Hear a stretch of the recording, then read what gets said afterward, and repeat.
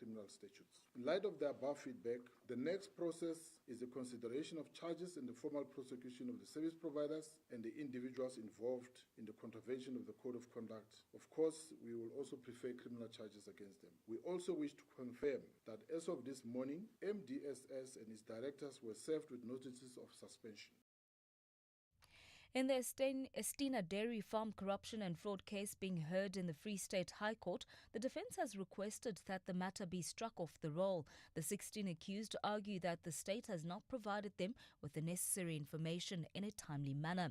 The 280 million rand trial, initially set to begin on Monday, was postponed to Tuesday following the defence's request due to concerns about undue delays. The case involves allegations of looting within the Free State Department of Agriculture and Rural Development between July 2012 and April 2014. Former NPA Investigating Directorate spokesperson Sindisiwe Siboka had previously indicated that they were ready for trial. What we always say as the investigating directorate is that we are here to be prosecutors, to prosecute without fear, favour or prejudice and bring a case for the accused to respond to. It's not within our ambit to say that it is a watertight case, but it's for the court as the adjudicator to basically say that it is a case that we should win. So with that said, as the NPA, we've done all we possibly can in the 280 million matter for it to be re-enrolled, and we are pleased with what we've done thus far. And messages of condolences continue to pour in for the family of 72-year-old actress and filmmaker Mekoni Chiume, whose death was announced yesterday. The news of Chiume's passing was announced by her family on social media through a statement revealing that she died at Garden City Hospital. Power News' Lifu Mokhotu has more. We are in this field not because we thought we were going to be rich. I believe in a thing called a calling. I believe that God has called me to be where I am. Born in 1952 in Welkom, Connie Chiume initially trained as a nurse, earning a teaching degree before making a mark in the movie and television industry.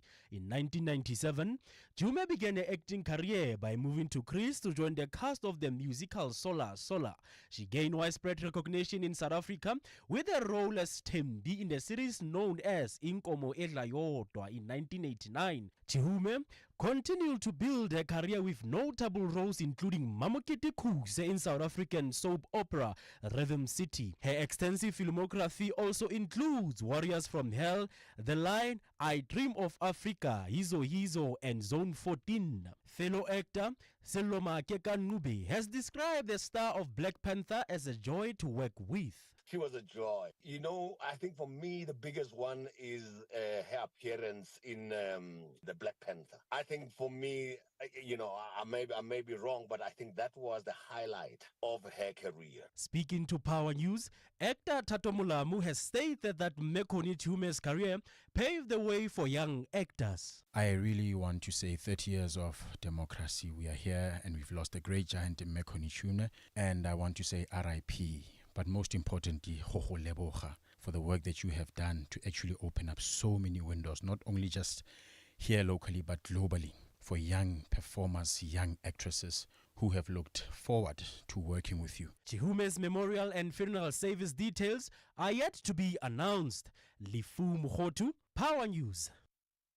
Let's take a look at your financial indicators. The rand is trading at 18 rand 32 cents to the US dollar, 23 rand 27 cents to the pound, 19 rand 99 cents to the euro. Gold's trading at $2,395.27 a fine ounce. Our Brent crude oil's at $77.13 a barrel.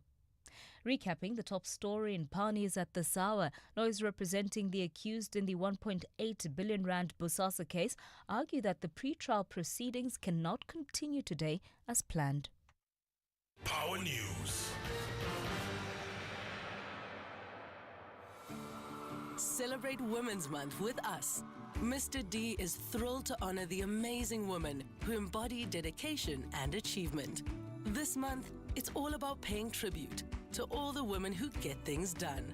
We proudly salute you, support you, and admire you for your ability to get things done. Shop the Mr. D app and get amazing deals when you order this Women's Month. Mr. D, the D is for done. Power to the courageous souls, the spiritual teleporters. Them who raise future leaders while shaping leaders' futures all in a day's work. Leaders in their own right. The crowd shaker, the groundbreaker. We say power to you, the harmonic melodic airbender. The platform taker, the voice of reason, the perception shifter, the sister and brother from another mother. The time has come to dial into a frequency that allows you to really be you. To you we say power. Power 98.7. Now we're talking. 987 Women Takeover. Power Lunch is brought to you by the Road Accident Fund. And now you're listening to Power Lunch, weekdays 12 to 3 p.m. on Power 98.7.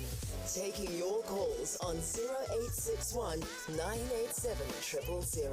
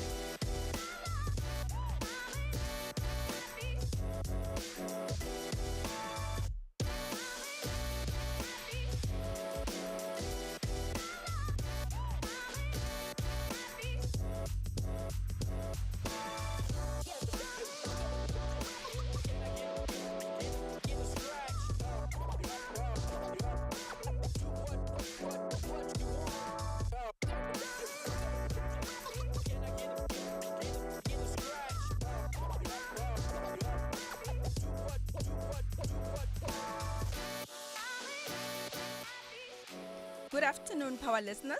Welcome to Lunch with Mampe Kumalo. Yes, I know. I'm not the gorgeous Barbie, but please stick around with me for a fun-filled 3 hours today. As you have been listening to Power from 6 a.m. this morning, we have been surrounded by powerful women indeed. We had Innocentia Motau, a serial entrepreneur from Mamelodi, where my sweetheart and soulmate comes from, Ntetelelo. We then were followed by Geraldine Fraser Moleketi, a political activist and an iconic woman on herself. And we will also be followed after my session by Jeanette Marai. So I'm honored indeed to be part of this powerful women lineup. Thank you to Power FM and my employer, the Road Accident Fund. So as I've said, my name is Mampe Kumalo. I am born and bred in Atteridgeville, which is the west of Pretoria. Atteridgeville is popularly known as Peli, Kobodaimane, Kole Ashma, Kobatubara. And as you might know, Atteridgeville as well has a lot of people that have made a difference in South Africa. We've got Magwen Ramokgopa, who's from Atteridgeville. We've got Khosinto Ramokgopa as well, the minister, who's from Atteridgeville. We've got our very own Bob the Jammer, who was part of the Power FM family, who is also from Atteridgeville. And lastly, we've got the retired Deputy Judge President, Dikgamo Seneke, who's from Atteridgeville. So as you know, as you can see, the names that I've mentioned is just not Soweto that has icons. Atteridgeville or Peli also has more. So, who is Mampe, you might ask? I was raised by a very strong woman, a very powerful woman in Bogoto, and her name is Emily Muswani. Hi, Mom. I know you are listening to me right now. We were 3 children at home, so I've got an older brother, Otto. I'm the middle one, and I had a younger brother as well, Tabang, who had since passed away. May his soul rest in peace. So I've been the rose amongst thorns, as the saying goes. So even though I'm the only daughter at home, I've really been surrounded by powerful women in my life who have become sisters to me. So this journey is not lonely. And shout out to all these powerful women that have been in my life. I am married to my high school, my varsity sweetheart, Ntethelolo Kumalo, umtungwa, umbulaza, umnyama, umzilikazi kamashobana. As you can hear, I am a Kumalo, but I speak Sesotho, so bear with me, that's who I am. We have 2 lovely kids. We have an 18-year-old daughter, Uowami, and a 14-year-old son, Tandoguhle. As you might be aware, this show is brought to you by my employer, the Road Accident Fund. I am the Chief Governance Officer at the Road Accident Fund, and I'm responsible for legal services, fraud and investigations, enterprise risk management, and compliance and monitoring. I've been employed actually with the RAF for nearly 3 years. Actually, tomorrow is my 3-year anniversary. That's when I started working at the RAF. I love good food. I'm a social butterfly. And guess what? I also have 13 butterfly tattoos on my back. No pun intended. So we will be talking about fun and interesting topics today.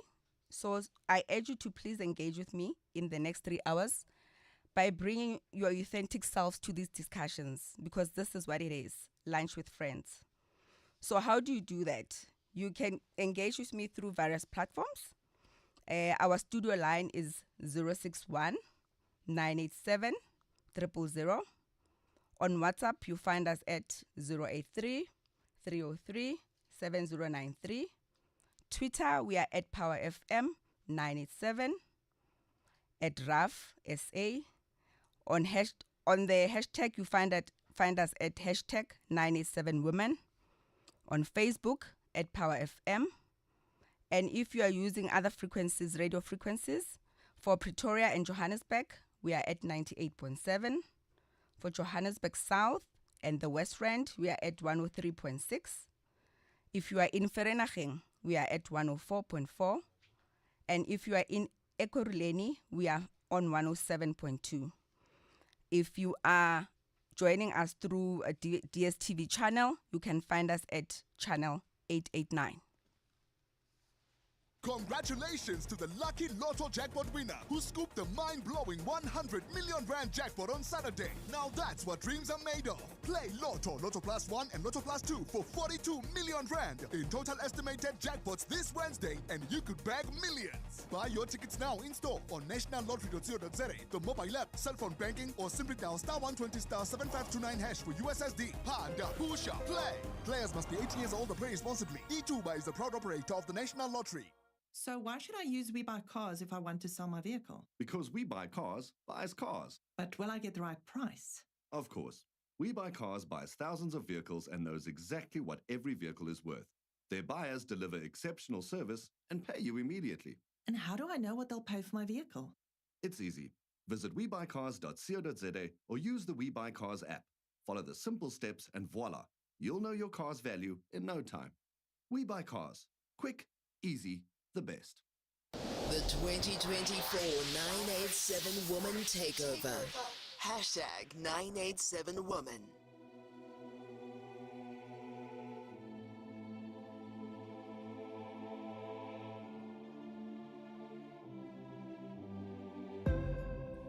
Life is like a big merry-go-round. You're up and then down, going in circles, trying to get to where you are. Everybody's been counting you out, but where are they now? Sitting in the same old place, just faces in the crowd. We all make mistakes. You might fall on your face.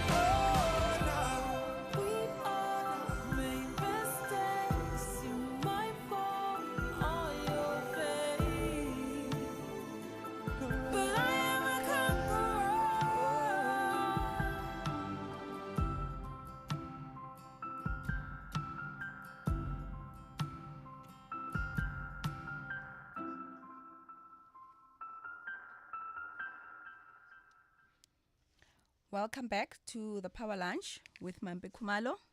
For those that have joined us, I am Mampe Kumalo. I am from the Road Accident Fund, and I am from Atteridgeville. I love this song, I'm a Conqueror, because it's one of those songs that always picks me up when I feel down, feel like I can't continue anymore with what I want to do. When I play it, it reminds me that I need to pick myself up and go forward and do what I want to achieve. So that's why I love about it. We have a caller online, Dudu from Pretoria. Oh, this is my sister. We call each other Missy. Welcome to Power. What do you want to say? Hi, Missy. How are you? I'm good, thank you, my sister. Listen. You know what? You are a conqueror indeed. But I must tell you something. I must let everyone in on the secret. We used to call you Chimpopi when you were young. Guys, if you don't know, this girl is gorgeous.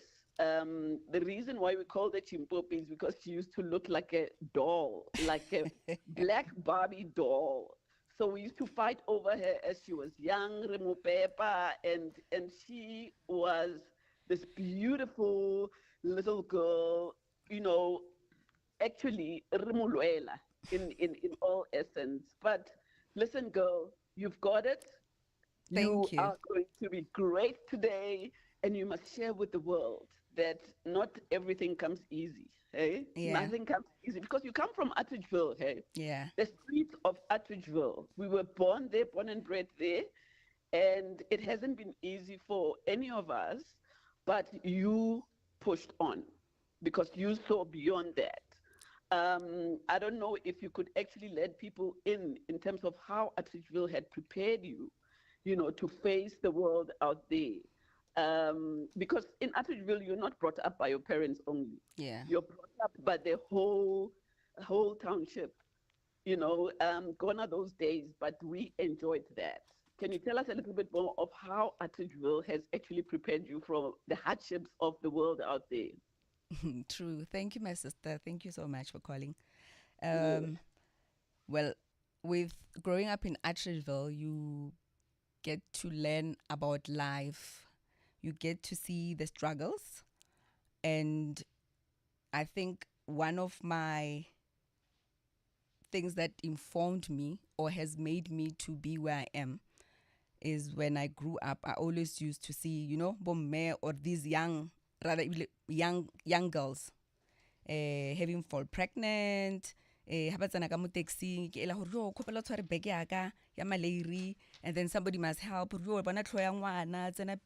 said, and when I was looking at that and the pattern of how many young girls get to be pregnant and they get to be single mothers, I made a vow to myself that when I have my firstborn child, I will be having a place where I stay, and I will be having a car so that I can buy a car seat for my child to be in there.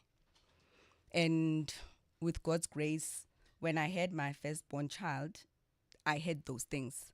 So I think it made me resilient growing up in Atteridgeville, so that I saw as well with the number of people that were successful that dreams indeed do come true, but you have to work for them.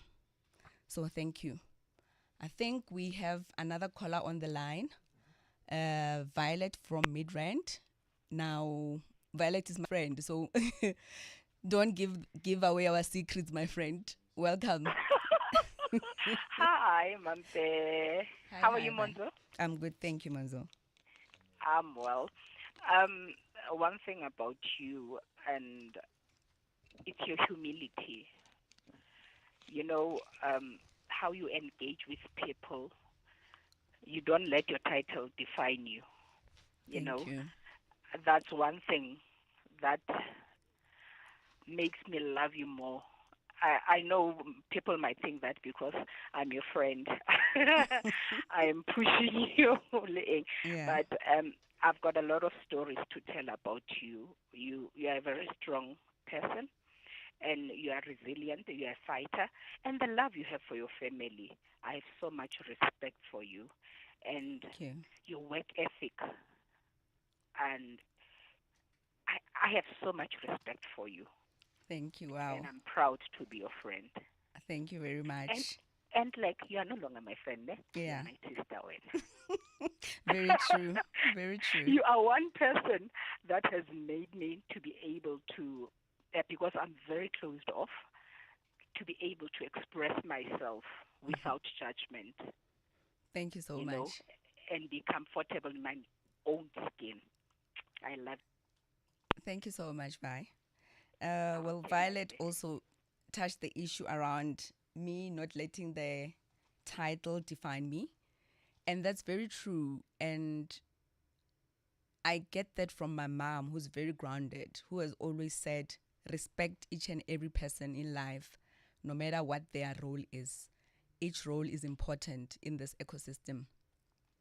And I think one of the stories that is always at the back of my mind to ensure that I don't have a big head because of my job title is the story around the styrofoam cup, to say, and I guess a lot of people know about the styrofoam cup, that there was this executive who used to work for a big company and was well respected and would be called to conferences to give talks.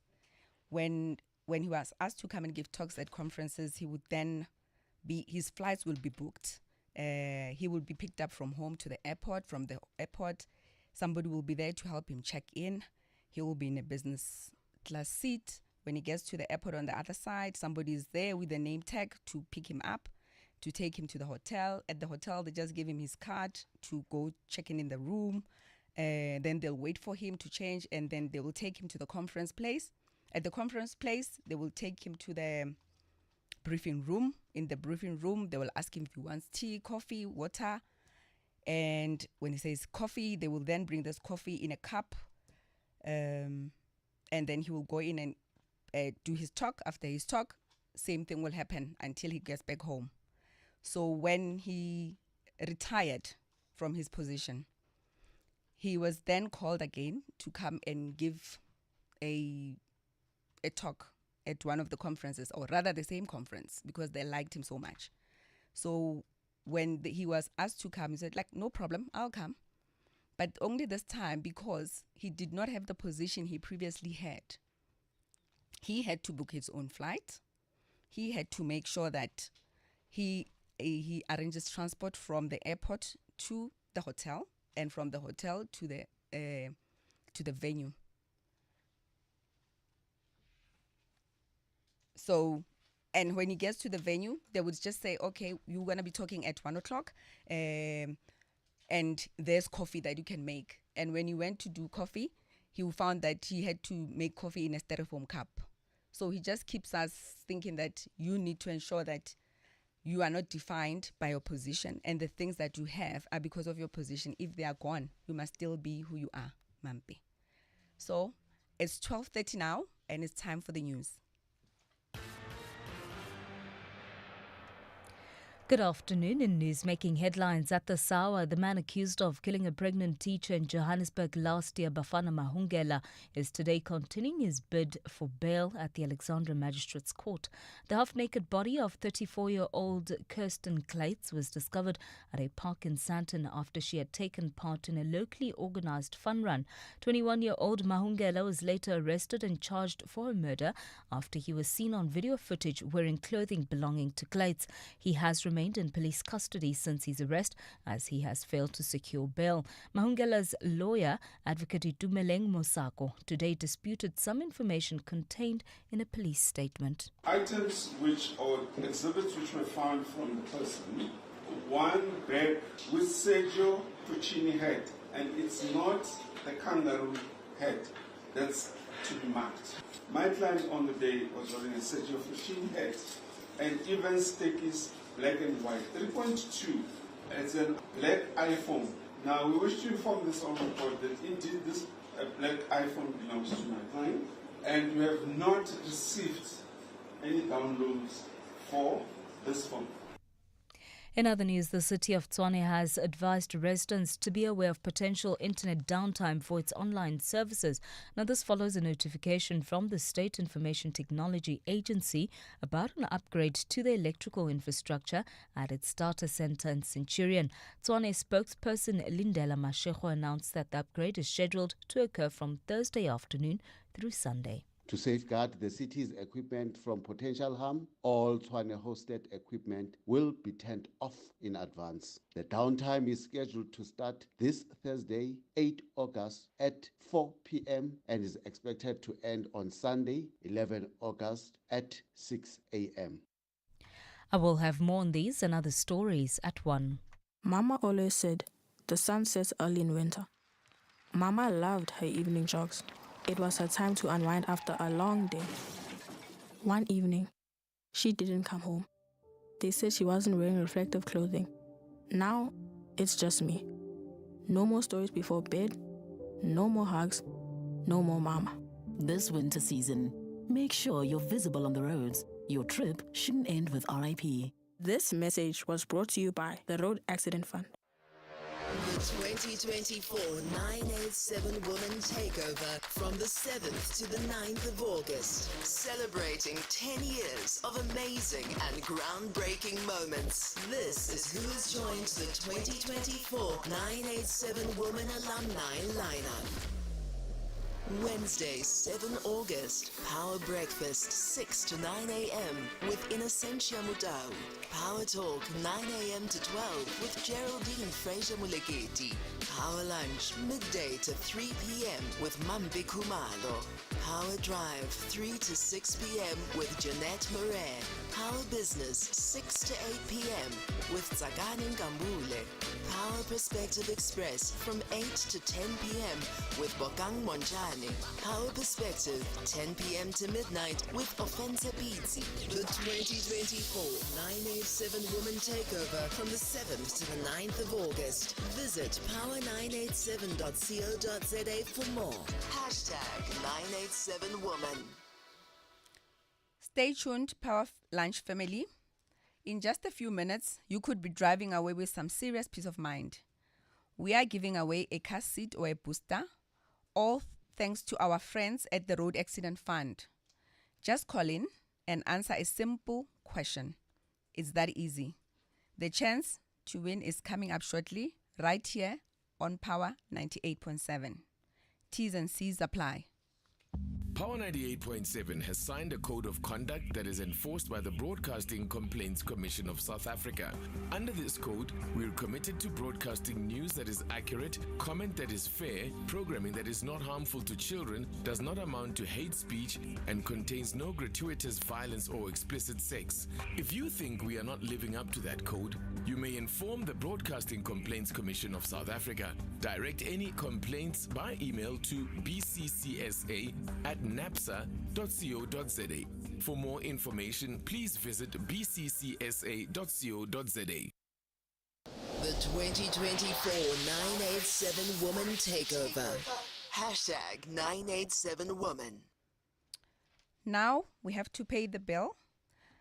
We are now going to go to trending news stories to keep you abreast of what's happening in Mzansi and abroad. So, the first story is on Kalama Harris choosing her running mate. Vice President Kalama Harris chose Minnesota Governor Tim Walz as her running mate on Tuesday. A selection Democrats hope will boost the ticket's chances among white rural voters in must-win swing states. Harris made the final decision on Tuesday morning, hours ahead of a scheduled campaign rally in Philadelphia, with her new running mate set to kick off around 5 p.m. ET, according to NBC News. On the line with us, we've got the political analyst, Professor Patrick Bound. Welcome, Prof. Thank you very much for having me. I'm honored to be on your show, Mampe. Thank you very much. So, Prof, tell us, what is your reaction to Kamala's running mate? It's such an interesting time, and I'm very pleased, having once been in the United States as a student and in the same generation, White men in their early 60s, you don't really trust, do you? I mean, for good reasons. But in this case, actually, you'll be surprised, with one exception, which is that he's a Zionist. He's part of the pro-Israel bloc in the Democratic Party, which is a huge problem because there's a genocide and this bloc doesn't recognize it. And this man, Tim Walz, who's the governor of Minnesota, he's appeared with Benjamin Netanyahu and has voiced support for the way Israel has carried out not just a genocide, but the long-standing apartheid and the oppression of Palestine and the settler colonialism. Let me put that first, because you have to sort of say, for nearly all the Democratic Party leaders, and certainly the Republican Party, they're in the pocket of Israel. Just one example: yesterday, an African-American woman called Cori Bush suffered from the Israelis targeting her. The American-Israel Public Affairs Committee and their allies spent $10 million to get rid of her, and they succeeded in an election in the city of St. Louis yesterday. So it's a terrible time to, let's say, buck the trends, unless you're with the students, unless you're with the pro-Palestine activists, then you've got a good community. But if you're an exposed Democratic Party politician like Tim Walz, well, you basically go along with this genocide facilitation. So that's the first thing. But on feminist issues, for your audience is most concerned with things like reproductive rights. Yes. He's been exceptionally good. So he's 60 years old, from Minnesota. He did serve in the Army under U.S. imperialism with the, for a long time, 25 years as a Marine Reserve, but he was actually a working class guy. One of the characteristics of those working class men in the U.S. is that they often go to the Army because there aren't many other jobs. He ended up being a school teacher. He taught geography. He was a football coach. He worked with gay and lesbian kids, with straight kids, and an alliance in his high school. And then in 2004, he was radicalized by working with John Kerry, the presidential candidate for the Democrats, and the George W. Bush. You remember George Bush, who fought those wars in Iraq? And then what this man Walz did was basically say, because it was, let's say, such a repressive regime emerging in the U.S., he decided to become a politician, and he worked for progressive causes in the Democratic Party, was in the Congress, and then in 2019 began to be the governor. And he did a great job. Just one or two quick things about his history: that he has been for gun control, so he doesn't like these massacres. And do you remember the man George Floyd, who was killed by the police? Yes. One vicious white policeman put his knee on George Floyd's neck. I can't breathe, and killed him. And in that act sparked the biggest social movement in U.S. history in May, June, July, August of 2020. And the governor of the state in which it happened in Minneapolis, Minnesota, the governor, Tim Walz, actually was real good. He came out and said this is a disgusting incident, and he supported the movement, the protest movement, Black Lives Matter. And then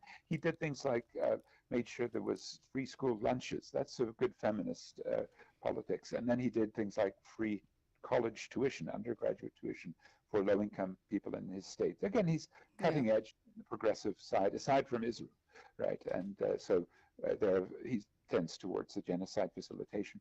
But I'm very impressed. And, Kamala Harris is now making some headway in the polls. Some of the polls in these critical states, there are about 6 states where the election is won or lost, the swing states.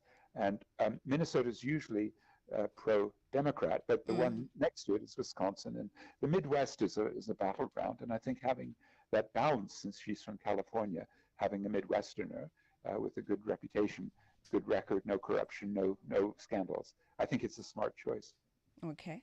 Yeah, I've read that his credentials are quite impressive, and that, one of the issues that Vice President Harris has considered is that because he himself is from the white rural area, he can therefore relate very much with the rural voters, which they want to win. Yes, rural is part of the story. There aren't that many rural people in the United States. Farmers who've been able to scrape a living against the big corporate agricultural monopolies, a few. But the real question is whether he comes across as a mensch, as an ordinary working class guy. And this is why, of course, Donald Trump chose his running mate, a guy called J.D. Vance, who comes from what he claims is hillbilly. That is, they often say redneck, the sort of rural mountainous areas where there's quite reactionary politics. In this case of J.D. Vance, we can't hesitate to say that his sexism, his misogyny is extreme. I mean, it's like the worst I've ever seen. He was saying things like, America is run by childless cat ladies, right? His hatred of women, just explicit in that comment, right? And he tries to brush it off, but he really has that record, for example, of opposing even IVF to get women pregnant if they need IVF. He's opposed, certainly opposed to reproductive rights, to abortion. Now, that means that if you do go head-to-head, as they will in the vice presidential debate, who is the candidate, the 60-year-old governor of Minnesota or the 39-year-old extremist who claims to have a working-class heritage, but who actually went to Yale Law School? He's considered a faker, J.D. Vance, right? And then Trump, of course, the maximum con man, the maximum faker. And I think actually that'll be one of the most exciting events of this political season in the U.S. when the new running mate of Kamala Harris, Tim Walz, goes up against Donald Trump's running mate. And I'm pretty sure I know who's going to win that. It's interesting because, they're having a little tussle over how Harris will debate Trump. Will it be on the Fox News, that is the right-wing news show, or will it be on one of the more centrist shows? So we'll have to see how that plays out. But it's looking much better for Harris, certainly, than it did for Biden, who was basically a write-off after he messed up in his first debate in June. Okay, so Prof, tell us, while we are still on the Trump camp issue, can you tell us how the Trump camp is feeling right now? Has the competition been tightened? Yeah, I think there's a term they use there called buyer's remorse. Have you ever gone into a shop, you buy something, you take it home, you open the package? I know about that. Well, Mampe, I think this is what the Trump people feel about J.D. Vance, because not only is the Chicago, the convention of the Democrats coming up, which will really boost them, but just to be cheeky, I think Kamala Harris announced this man, Tim Walz, in Pennsylvania, the crucial state where it'll be probably that, maybe one or two others, Arizona, maybe Georgia, but Ohio perhaps, and Wisconsin, Michigan, that really decide this election. And this is a crucial moment in a city, Philadelphia, where we learned yesterday that it'll be Tim Walz. Now, the dilemma for Trump is, he was nearly assassinated. That bullet just barely flicked his head and his ear a couple of weeks ago, and after that he was riding high. He had a very successful convention, and now it's been a sort of a downer because Biden dropped out, which is bad for Trump. And even though he thought Kamala Harris would be an easier and a weaker candidate, she's not. She's coming up strong, and she was able to brush off all the other potential challengers, like the governor of California, Gavin Newsom, who we all sort of thought was a logical replacement for Biden. And she really looks strong. And the race baiting, the misogyny you get from the Republicans, all of the, so let's say, really wicked campaigning you're going to be witnessing if you watch the United States in the next 3 months, it's going to get worse and worse. But she looks like she'll be able to handle it. Yeah, it's been interesting. I also saw on the other day that funding for Ms. Harris has also increased. Extraordinary, that she could raise $100 million. It's 1.8 billion rand, like overnight. And impressive. Not just fat cats, which she will get more fat cat money. Not Elon Musk, our Johannesburg homeboy, who's pledged perhaps $45 million every month to Trump, right? So from Johannesburg, white privilege and racism, it's a very easy step for Elon Musk, who runs X and has allowed lots of right-wing hate speech, awful kinds of things now on this X.com Twitter. And so that'll be one of the big battles, isn't it? Who can raise the most money? Because like any in advertisements, if you pound your audience with messaging, you may win over some votes. And there will be obviously the October surprise. That is where there's some little cheeky thing that happens that one camp or the other can pull out just before the election in early November. But if trends continue, it's much more likely that the Democrats will be back in power. And then the big question, will they control the Senate and the House? That is, there are two parts of their Congress. So maybe we can talk about that the next time. No, thank you very much, Prof. We shall wait with our popcorn and Coke and see how things unfold. Thank Excellent. you. Thank you, Prof. Mr. Gates once said, the smartest business decision is to hire qualified people. Well, for the rest of us who run small businesses, that's not possible. But getting expert advice is. Just link to MTN SME Hub, the ultimate resource to connect, build, manage, and grow your business using insights and guidance from articles, videos, digital tools, guides, and downloadable templates. Visit mtnsmehub.co.za and link to Business Done Better. Weekdays 12 to 3 p.m. This is Power Lunch on Power 98.7. Welcome back, Power listeners, to Power Lunch with Mampe Kumalo.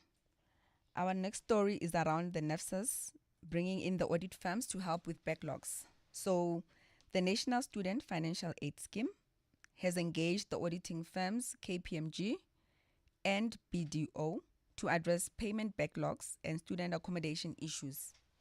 Mr. Freeman Nomvalo, the NEFSA's administrator, announced that a task team has been formed to tackle these problems.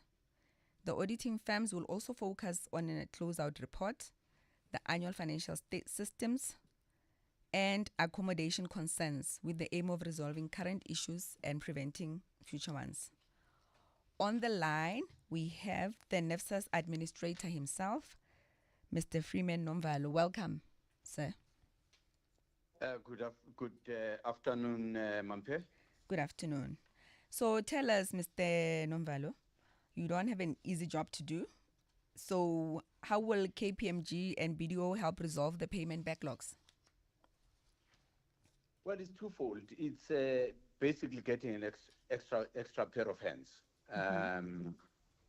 but not just pair of hands, also with insights in understanding processes so that they can assist us in redesigning new systems and new processes that will be robust enough to detect weaknesses and prevent inaccuracies and wrongdoing.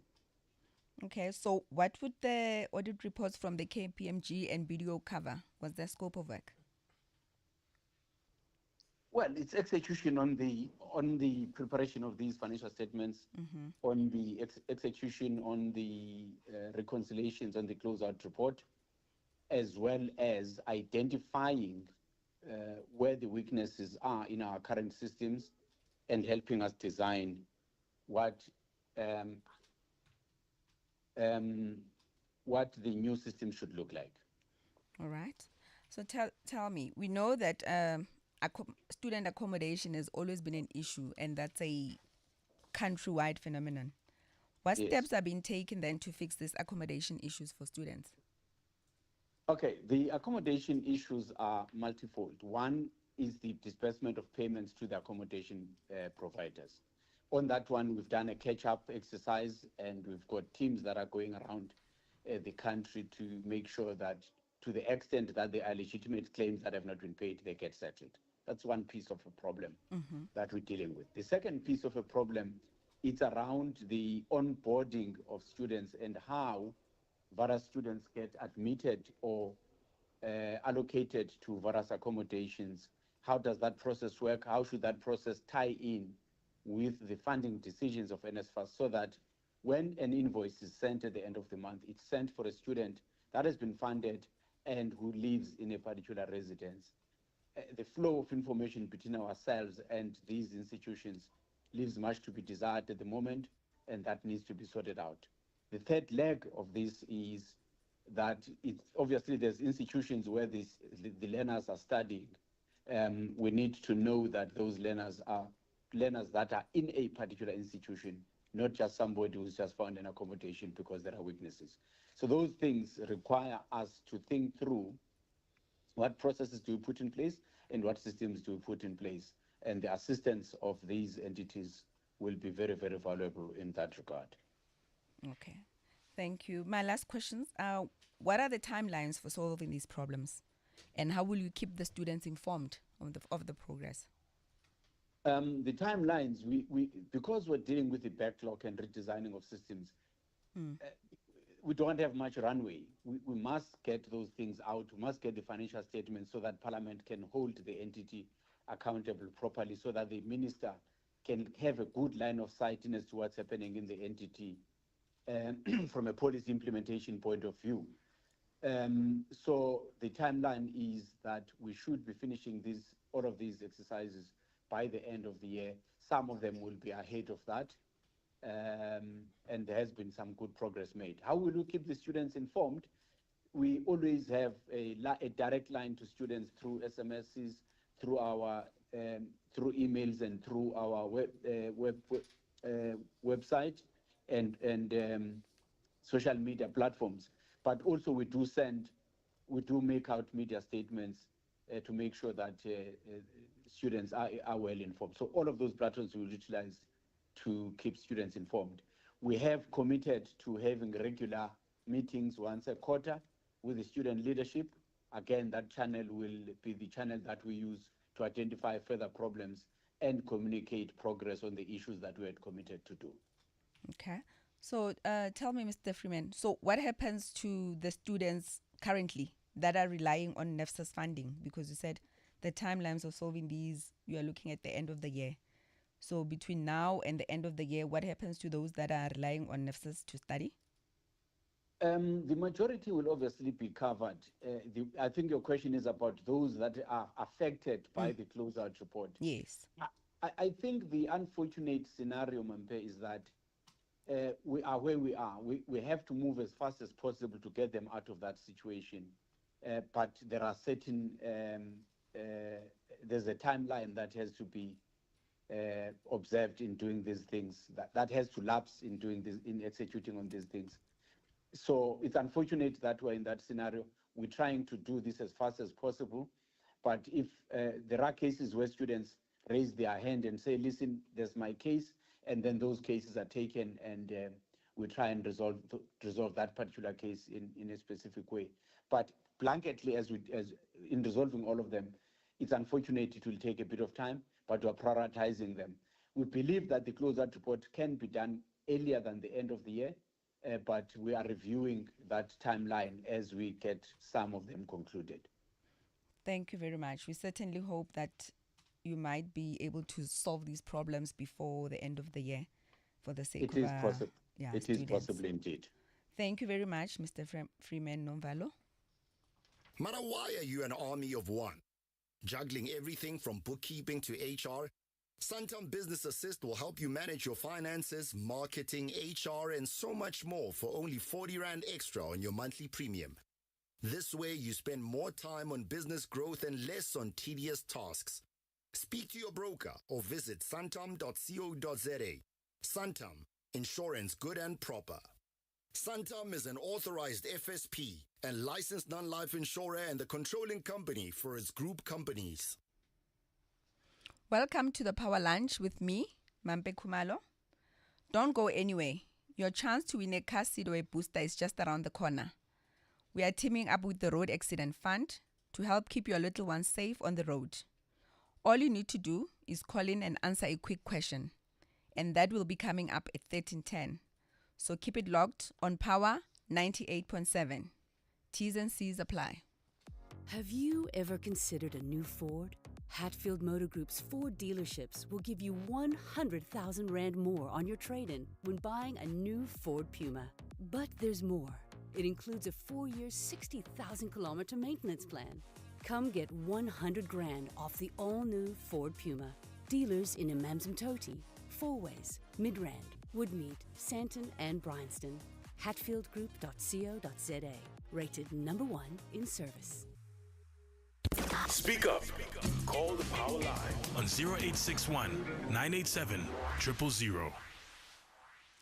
Welcome to Power Lunch with Mampe Kumalo. Now on the line, we've got Emily Muswani. That's my mom. Hi, Mommy. Hi. Happy Women's Month to all the women. I am Emily Mpinyana Muswani. I am Mampe Kumalo's mother. Yeah. To my only daughter, I'm so proud of you and what you have achieved thus far. You have done well in all spheres and keep on being who you are all the time. Wish that God keeps on blessing you more. Thank you, Love Ma. you. Thank you, love you Happy. too. Yathinta abafazi wathinta imbokodo. Yebo. Thank you very much, Ma. Thank you. Now we move on to our last story. Me Konichume, a veteran South African actor who appeared in Marvel film Black Panther, has died at the age of 72, her family has announced. The multi-award-winning actress starred in several South African TV shows, including Rhythm City, Zone 14, and most recently Gomorrah.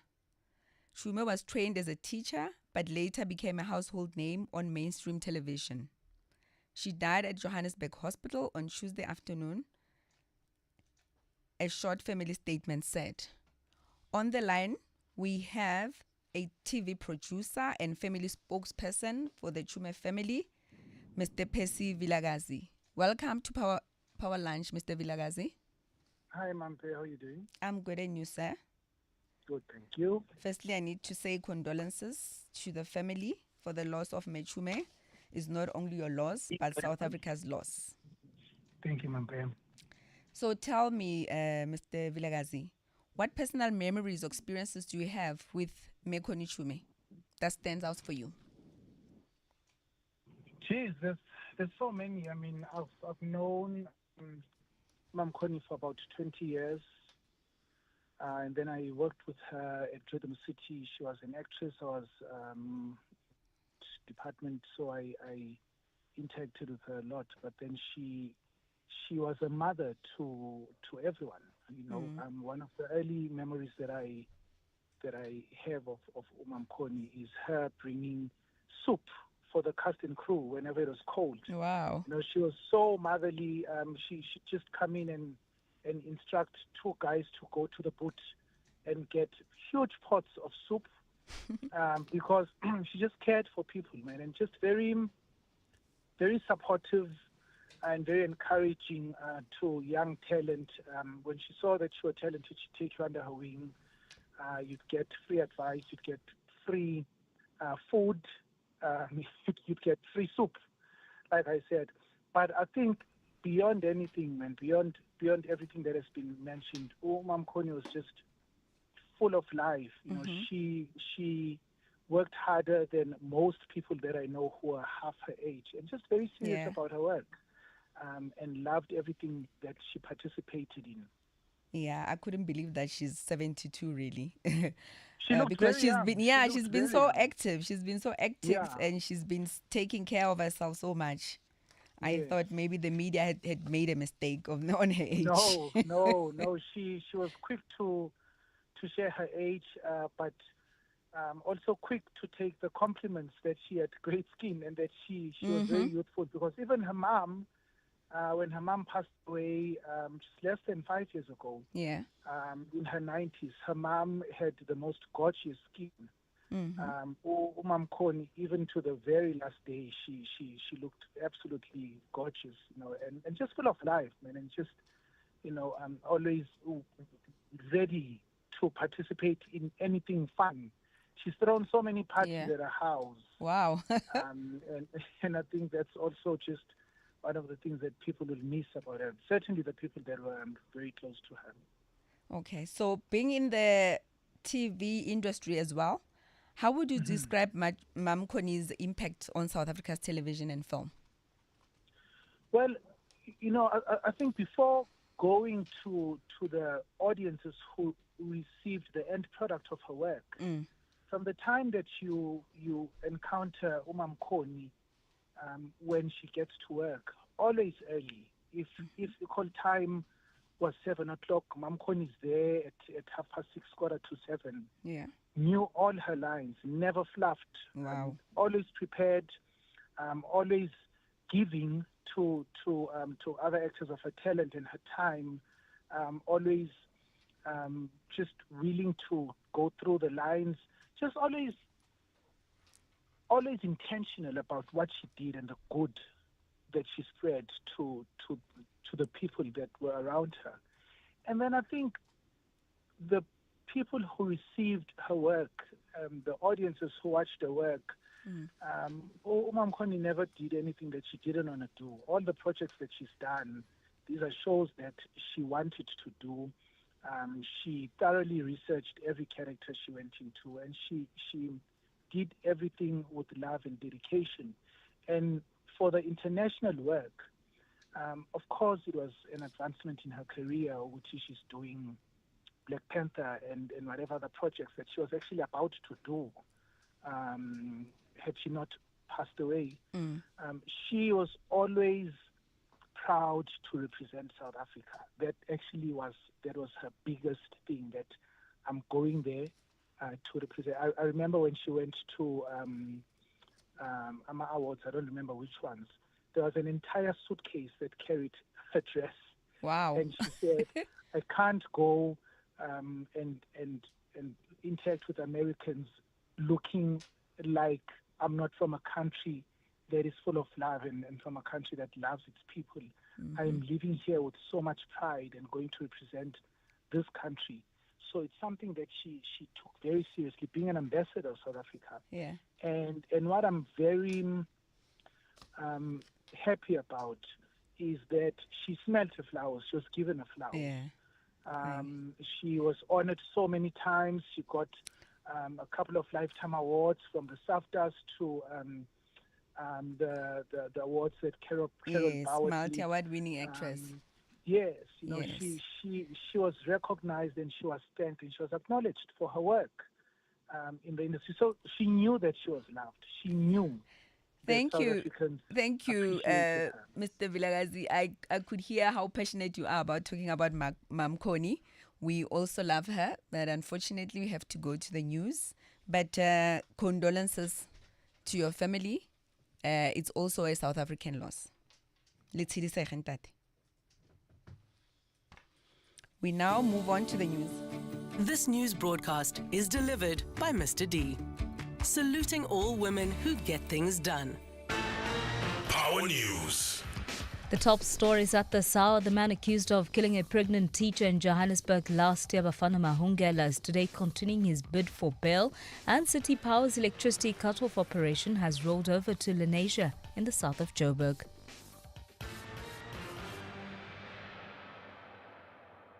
With the news at 1, a very good afternoon to you. I'm Nyakallo Tefu. The man accused of killing a pregnant teacher in Johannesburg last year, Bafana Mahungela, is today continuing his bid for bail at the Alexandra Magistrates Court. The half-naked body of 34-year-old Kirsten Clates was discovered at a park in Sandton after she had been taking part in a locally organised fun run. 21-year-old Mahungela was later arrested and charged with her murder after he was seen on video footage wearing clothing belonging to Clates. He has remained in police custody since his arrest, as he has failed to secure bail. Mahungela's lawyer, advocate Itumeleng Mosako, today disputed some information contained in a police statement. Items or exhibits which were found from the person: one bag with Sergio Puccini head, and it's not the kangaroo head that's to be marked. My client on the day was wearing a Sergio Puccini head, and even Stekis black and white. 3.2, it's a black iPhone. Now, we wish to inform this on record that indeed this black iPhone belongs to my client, and we have not received any downloads for this phone. In other news, Nedbank has denied claims that it made nearly 2.7 billion rand in profit from its deal with Transnet, asserting that the sales margins were in line with the market rates. Nedbank CEO Jason Quinn stated that the bank will vigorously defend itself against the litigation and pursue counter-claims against Transnet. Last month, Transnet and the Special Investigating Unit filed a lawsuit in the Johannesburg High Court to challenge interest rate swap transactions conducted with Nedbank in 2015 and 2016. These transactions were part of a loan arrangement for Transnet's 1,064 locomotives program, which was secured at a floating interest rate. Quinn asserts that the bank has a watertight case in the ongoing litigation, emphasizing that there is no evidence of corruption involving any Nedbank employee. Firstly, we remain satisfied that Nedbank's internal governance procedures were followed in respect of these swaps. that there is no evidence of any Nedbank employee being dishonest, corrupt or in collusion. Thirdly, the claim that Nedbank profited by more than 2.7 billion rand is incorrect, as the sales margin we earned was market-related and amounted to less than 43 million rand. The swaps were commercially sound. In other news, City Power's electricity cut-off operation has rolled over to Lenasia in the south of Johannesburg, disconnecting households and businesses that don't pay for what they use. The operation forms part of City Power's ongoing campaign to protect electricity infrastructure from vandalism. A similar raid has been conducted in Kanana, Alexandra and Roodepoort, targeted non-paying customers were not happy with the presence of City Power technicians in Lenasia. Soweto still hasn't been paying at all. And then you find all the squatter camps that are popping up that don't pay electricity, and yet they don't go for them that has the right, or they keep rioting and carrying on for free water and free electricity. We have to pay for those people. So it's not fair. Moving further abroad, thousands of UK riot police were deployed earlier this morning to prepare for potential further outbreaks of violence, which began over a week ago following the tragic murder of 3 children. The government has announced that 6,000 specialist police officers are being mobilised to address England's most severe unrest in over a decade. The disturbances have resulted in hundreds of arrests and over 100 charges.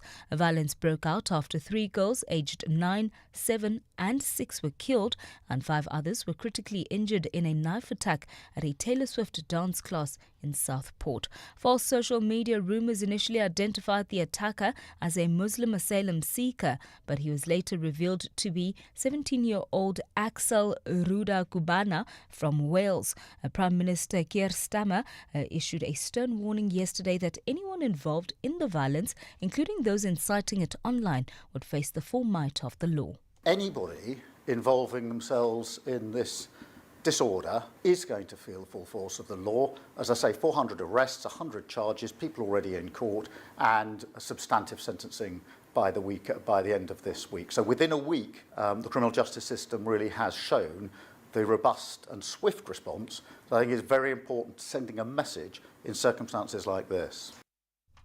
A look at your financial indicators. The rand is trading at 18 rand 33 cents to the US dollar, 23 rand 32 cents to the pound, 20 rand 2 cents to the euro. Gold's trading at $2,397.65 a fine ounce, while Brent crude oil is at $77.68 a barrel. Recapping the top story in Power News at this hour, the man accused of killing a pregnant teacher in Johannesburg last year, Bafana Mahungela, is today continuing his bid for bail. Power News. Celebrate Women's Month with us. Mr. D is thrilled to honor the amazing women who embody dedication and achievement. This month, it's all about paying tribute to all the women who get things done. We proudly salute you, support you, and admire you for your ability to get things done. Shop the Mr. D app and get amazing deals when you order this Women's Month. Mr. D, the D is for done. On FM, online, and DSTV channel 889. This is Power 98.7. 987 Women Takeover. Power Lunch is brought to you by the Road Accident Fund. And now you're listening to Power Lunch, weekdays 12 to 3 p.m. on Power 98.7. Taking your calls on 0861 987 000.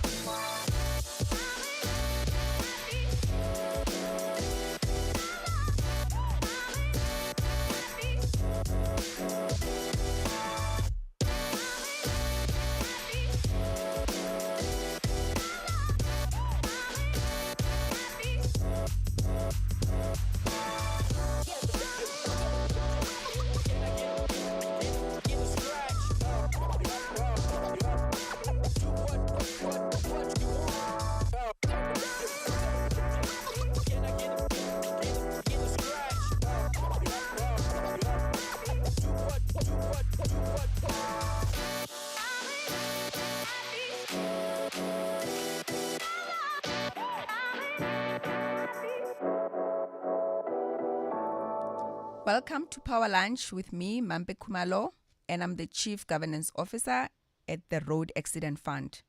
Now that time has come, the competition moment. Power Lunch family, the moment you've been waiting for has arrived. We are about to give away a car seat or a booster. Wow. And thanks to our incredible partners at the Road Accident Fund. That's my employer, y'all. If you've got little ones, you know how important it is to keep them safe on the road. So today, we are making that a little easier for you. All you need to do is call in and answer a super simple true or false question. If you get it right, you win. It's that easy. So let's get those phones ringing. Let's see who's our first caller right now. Sebota, hello. Hello. How are you, Sebota? I'm good, thanks. How are you? I'm good. Are you ready for the question? Oh, yes, I am. All right. It's a true or false question. So the question goes like this. Is it acceptable to place a rear-facing car seat in the front seat of a car if the airbag is turned off? False. Yeah, that's correct. Congratulations. You are a winner. All I do is win, no matter what. Got money on my mind, I can never get enough. And every time I step up in the building, everybody hands go up. Thank you. Thank you. Please stay on the line and Alexandra will take your details. Oh, thank you very much. Thank you. Congratulations. Our next caller is Boniswa. Hi, Boniswa. Hi. How are you? I'm good. I hope you're well. I am. Are you in the winning mode today? I am. All I do is win, win, win. Okay, let's go, girl. True or false? Car seats should be replaced after any moderate to severe crash. True or false? True. Hey, congratulations. All I do is win, no matter what. Got money on my mind, I can never get enough. And every time I step up in the building, everybody hands go up.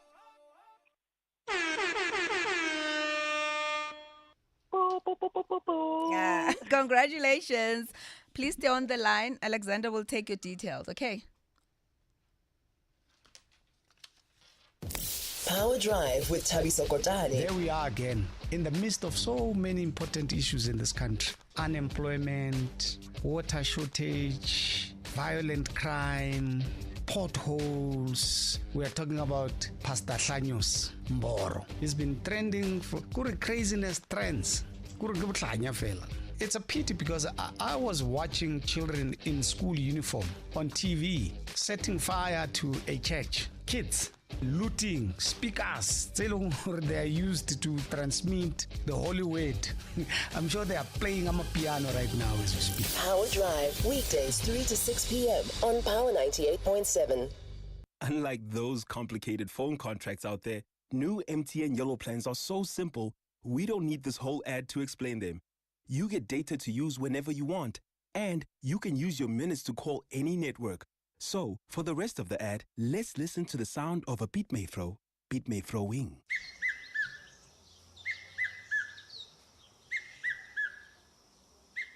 Sign up or upgrade to MTN Yellow plans and switch to Simple. T's and C's apply. MTN. When you look at me, do you have any idea who I am? I am a woman who refuses to be defined by society's narrow expectations and suffocating stereotypes.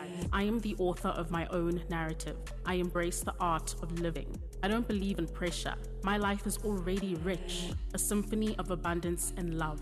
To what degree? I decide. I've designed it this way.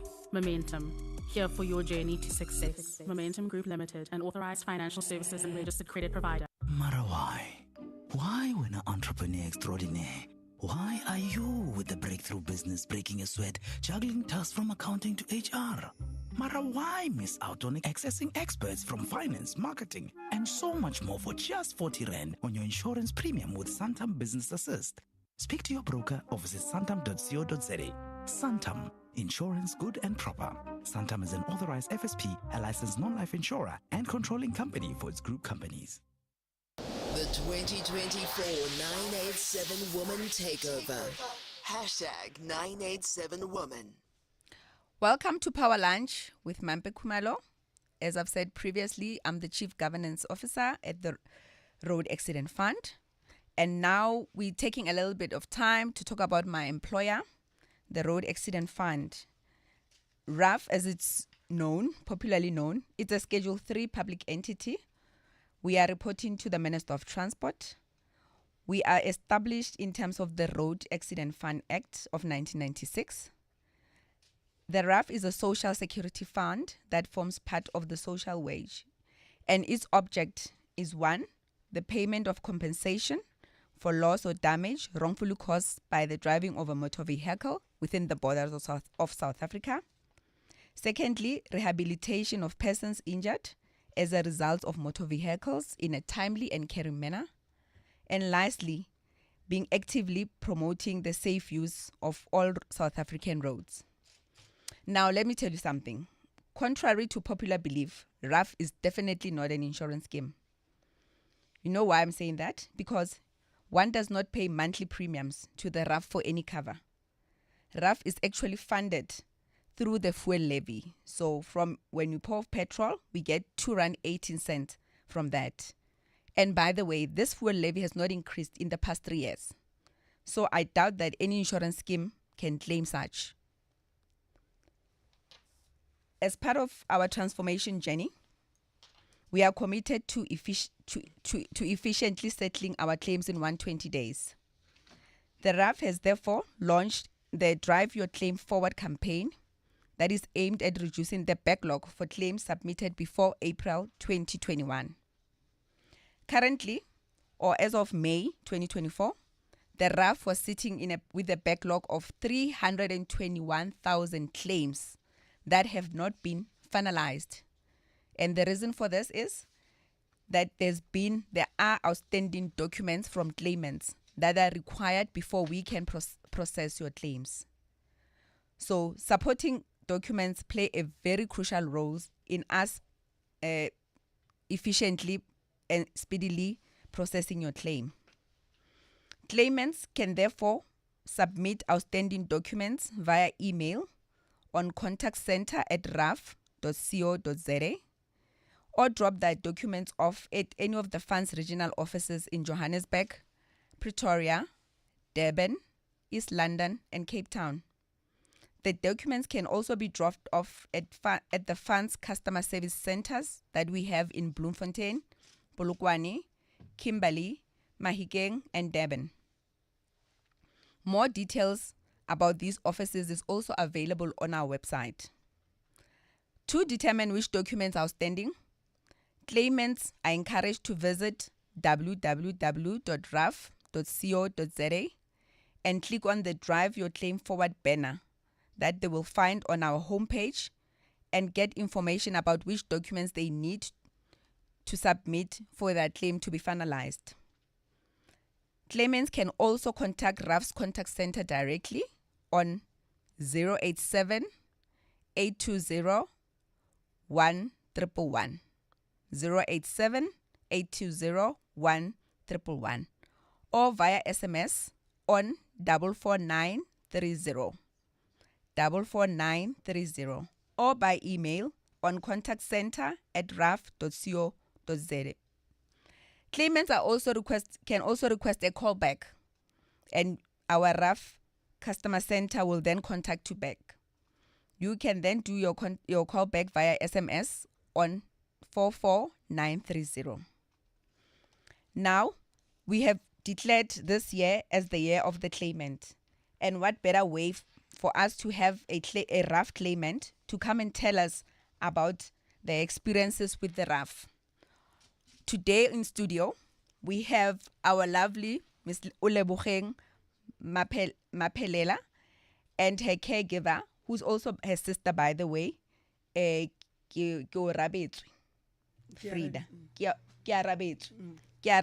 Frida Mapelela. So, welcome, ladies. Thank you. So I'm going to start with Uleboheng. Uleboheng, please tell us where you're from and what life was like before the accident. Uleboheng Mapelela. I'm from Bethany. I'm 34 years old. I was involved in a car accident in 2007. I was 18 doing matric.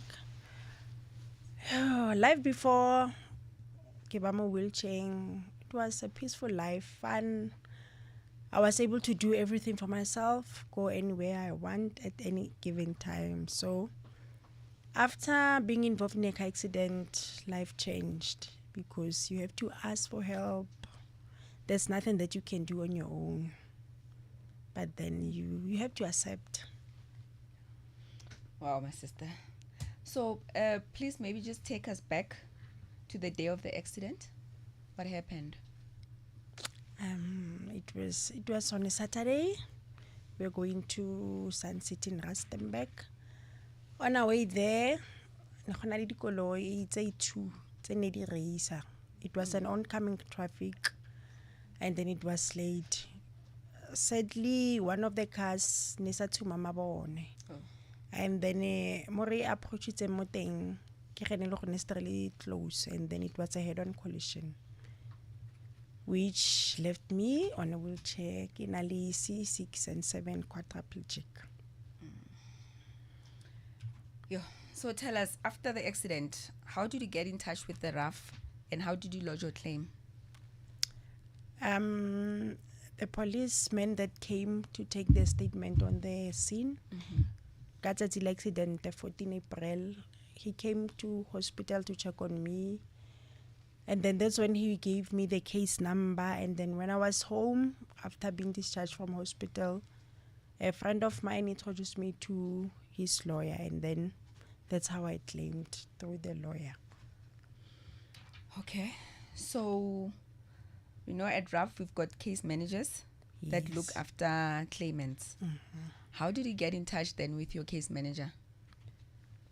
I get 2008, and then case aba finalized ka 2014. Her case finalized, that's when I got a call from a case manager.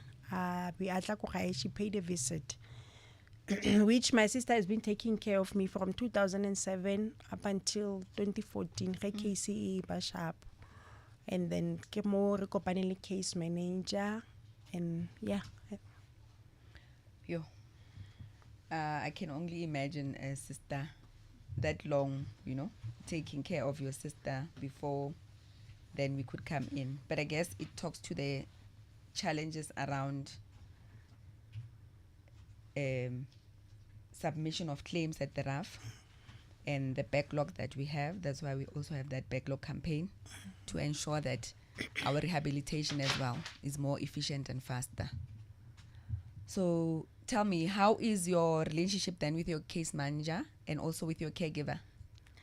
With my case manager, the relationship is quite nice. She's the one who called me and invited. She said, the Power FM, and I chose you to go there. Nice. So we have a good relationship. With my sister, the relationship has been there ever since, because we grew up together as we lost our mother a long time. So she's been a mother since 96. We've been staying together up until I had an accident until now. So I never took her as my caregiver, or she has always been there. We have a very deep relationship. We stay together. We do everything together. No, that's so nice to hear. Yeah, she's so special. Oh, that's so nice to hear. To recognize somebody while they're still alive, right? And to thank them. So tell me, how has RAF then assisted you in your rehabilitation journey? On that one, at least I had a medical when I had an accident. So my medical paid for everything up until the case was finalized, but they did reimburse the money. So for paying my caregivers, because yes, we do get the money after accident, but it's not enough for the caregiver. It's a money that has to last you for long. As it has paid. And I've been living with it since 2014 up until now. I'm still surviving RAF. Wow. So it shows RAF, it's a very caring organization. It has done me well. And that we take rehabilitation very important, because our aim is to be able to at least put you in a position you would have been should you not have had an accident. Yes. So I'm glad that has been, we've been living our values. Yes, you did. Thank you. Next, we're going to be moving to you, Ceci. Okay. Sis Frida, as the caregiver. So tell us, how was your life and career before you became a caregiver for your sister? What were you doing before then? Sweet. Yo, ke sele ka fila matric ka 2007 and then nake o lebogeng a encourage gore a re sekolong. So ka re a go lebella gore ke mogolo mo ene ke a sekolong le ene o mpha matla at least gore ke ele ne sekolong. Ka re witse ke nkela ka tsa go kry matric ngwagao lo ena at least ke ke tsa malo ena. Yeah. So ena ga kry accident ne go le popota for nna because I kere ke phela le ene every day. Ebile le ene ke setse ke motsa ya ka partner wa ka gore ke boyfriend ka tlele ke mmotsa wa ntse re sa nyalane mara nna lo ena. So ile ga le kwa sepetlele a kry accident go nile bokete monna le go ya sekolong go nile bokete because a kere ba stata go botsisa nna gore how is your sister since ne ke explain So I think we'll a little bit about your relationship with your sister. And I can hear that you guys are very close. But then how did then your responsibilities as a caregiver then evolve then from 2007 to 2014 before Raf could give you support? How had it been? Nearly different because I get away to Honano or start to tlhokomela motho o no le one no sa mo tlhokomela no itse go kgona itirela everything. So wa itse go tswa sekolo sentsene ke motho o mo different ka nako eo go gopola re ga tswa mo accidenteng a itse sepa itse o ijesa a kgone o itlhapisa sentsene ke start from start. So ne go le simple ka ntla gore ke golla ke motloetse. It's at the Sawa, the maternal family of the two children at the center of custody battle involving Pastor Paseka Mboro Mutswening, say they feel let down by police. Family member Khadi Hlalele claims that Monday's altercation at the Matsidiso primary school in Katlehong came after previous complaints to police about Mboro's conduct went ignored. It's understood that tensions between the two families arose after the children's mother passed away earlier this year. In a viral video, a panga-wielding Mboro is seen threatening teachers at the school before the children are forcibly removed. The children's maternal family is attending court proceedings at the Palm Ridge Magistrates Court today, where 5 people arrested following the violent scenes are due to appear.